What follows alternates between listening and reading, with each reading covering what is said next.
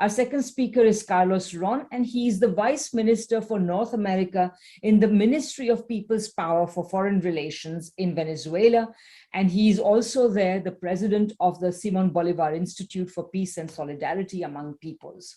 Carlos was born in Venezuela, and there he has been raised and educated also in Brazil. As a diplomat, he has represented Venezuela in the United States as well as in Brazil. He was an advisor to the Office of Presidential International Relations, coordinator of the research program on regional integration and multilateral agreements at the Miranda International Center. Carlos has studied in the United States and in Brazil. So Carlos, we are very honored to have you, and the floor is yours. Thank you very much, Radhika, and it's a pleasure to be here, and it's always a pleasure, of course, to be somewhere where we can speak out and defend our brothers and sisters of Cuba and the Cuban Revolution. You know, it is interesting that you, well, when we gathered under this for this event, we were talking about U.S. aggression being a danger for world peace. And I would say, you know, really the aggression against Cuba is part of a hybrid war that is ongoing already.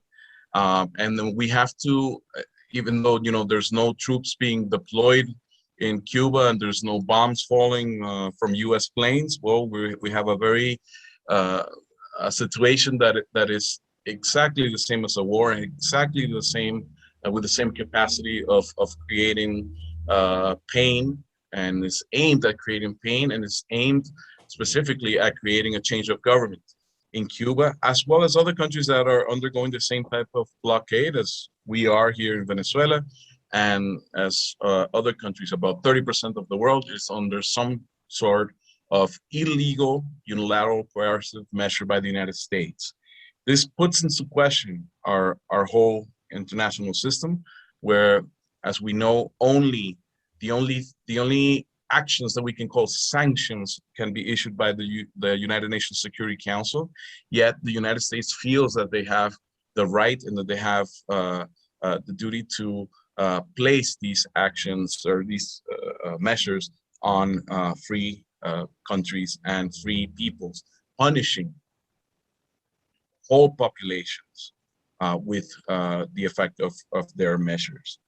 So we have to keep this in mind. We have to keep in mind that the aggression of the United States against Cuba in recent weeks, as Iroel very well described, you know, has been, if we could put a number to it, you know, in the last 16 weeks, there have been over 52 U.S. sanctions implemented against Cuba alone.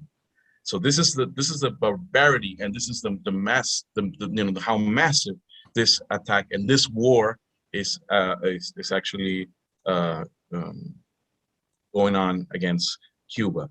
Look, I live in a city that, and with this I want to say what Cuba means to me, and I know that it means the same to many Venezuelans. I live in a city that around 20 years ago, began to change. I could walk across from my street and begin to distinctly hear the Cuban accent next to the National Institute of Sports when we began the cooperation. I could walk further up the hill into one of the poorest neighborhoods here in Caracas, and I could also start hearing a Cuban accent for the first time at the post that President Chavez set up. So for the first time in the lives of many of the people that live here, they had access to a doctor. They had a doctor nearby. Back then, a lot of people who started questioning this relationship between Venezuela and Cuba began saying, why aren't Venezuelan doctors occupying this post? Why aren't they the ones to take care of the people? And the reality was that there was a call by the government for Venezuelan doctors to go into the inner city places and to go into the remote rural areas of Venezuela. And they wouldn't go because they said things like, you know, these places are very dangerous. These places are not safe.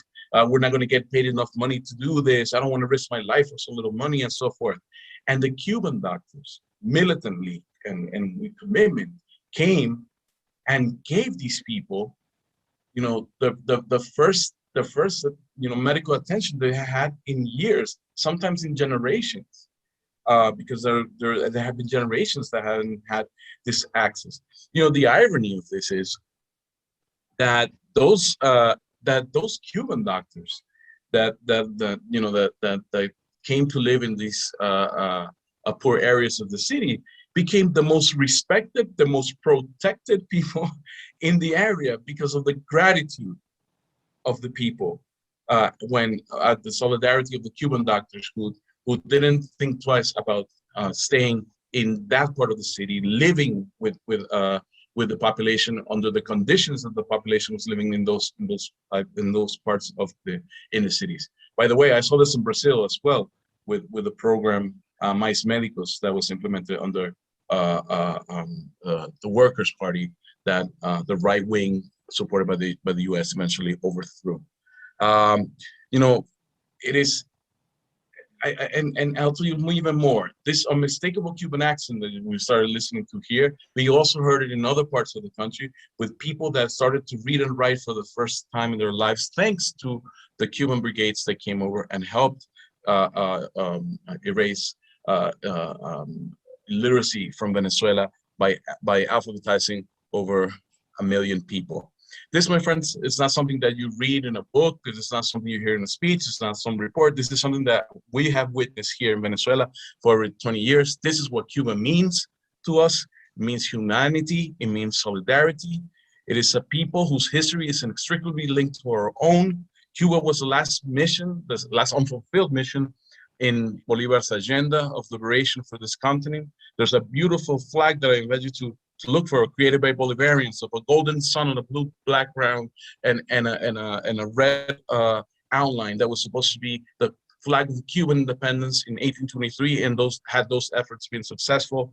Cuba has been on the list of priorities for Latin American emancipation ever since 1826, and we finally came to see in an emancipated and free and strong Cuba with the Cuban Revolution, when Fidel Castro, 2 weeks after coming to Havana, he came here to Caracas, and you could read Pablo Neruda's account on watching Fidel's speech for over 200,000 people here in Caracas, and how he said that he had heard something different from a politician, something that was lively within the people of Caracas, because it was to him the opening of a new era for Latin America. That stayed in generations, in the memories of the Venezuelans who have fought very hard during our so-called democracy at that time, until it became a real democracy in the Bolivarian Revolution, and now we can share the same message that Fidel gave, of solidarity, of coherence, and of dignified living for the majorities of population. What we share with Cuba today is that same horizon of social justice. We walk together in a valley of sabotage and aggression and blockades and unilateral measures, all aimed at destroying viable socialist experiences as close as 90 miles from the shores of the place that would have you believe that you have reached Dante's neoliberal inferno, and that we almost abandon hope for a different society. We're not abandoning hope. We are not abandoning Cuba. Cuba, to me and to most of Venezuelans, it's not only the victorious entry of the revolutionaries in Havana, but it's the remarkable achievements of its people, despite all the aggressions that they undergo. Like Israel said, you have a country who has by now 5 vaccine candidates of its own, despite all the aggression, despite all the limitations that it has. Yet it doesn't have enough syringes to put them on its own people because of this attacks that the United States is placing on them. So Cuba is that resistance, that love, that commitment to a socialist future, which is present in the consciousness of those youth who today will come out with their head high and proud and will say to you, we are Fidel, or will say to you, Patria muerte venceremos. So this is the Cuba that we defend. This is the Cuba that we stand firmly next to, and we must all do our efforts to denounce this illegal and arbitrary aggression of the United States against all countries that it is trying to destroy and overthrow, because we are building a socialist horizon that they are afraid of. Thank you very much.